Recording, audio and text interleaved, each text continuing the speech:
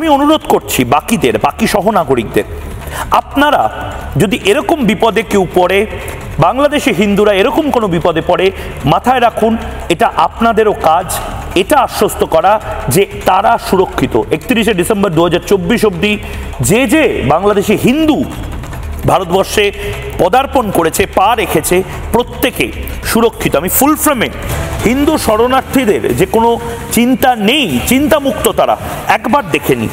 31শে December 2024 পর্যন্ত ভারতে আসা শরণার্থী যারা, অর্থাৎ হিন্দু, শিখ, বৌদ্ধ, জৈন, পার্সি, খ্রিস্টান শরণার্থী যারা, তাদের বিরুদ্ধে কোনো আইনি ব্যবস্থা নেওয়া যাবে না। নির্দিষ্টভাবে যে আইন নতুন করে নভেম্বর মাসে নিয়ে আসা হয়েছে, কেন্দ্রীয় সরকার নিয়ে এসেছে, ভারত নিজের আইন বদলেছে। মাথায় রাখুন 31শে ডিসেম্বর 2024 অবধি ভারতে আসা শরণার্থী হিন্দুরা তারা সম্পূর্ণভাবে নিরাপদ, সুরক্ষিত।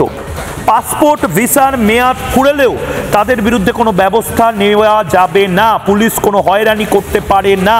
আপনারা দয়া করে, যদি শরণার্থী হিন্দু হিসেবে কোথাও থেকে থাকেন, যদি এই ক্লিপ পৌঁছে থাকে, মাথায় রাখবেন পুলিশি হয়রানি কেউ করলে বা কোনো নেতা যদি বলে যে এখানে একটু টাকা দাও আমি তোমার থাকার ব্যবস্থা করে দিচ্ছি, মাথায় রাখবেন যে ভারত সরকার, ভারত রাষ্ট্র আপনাদের থাকার ব্যবস্থা করে দিয়েছে যতদিন অবধি আপনারা নিরাপদ বোধ করেন।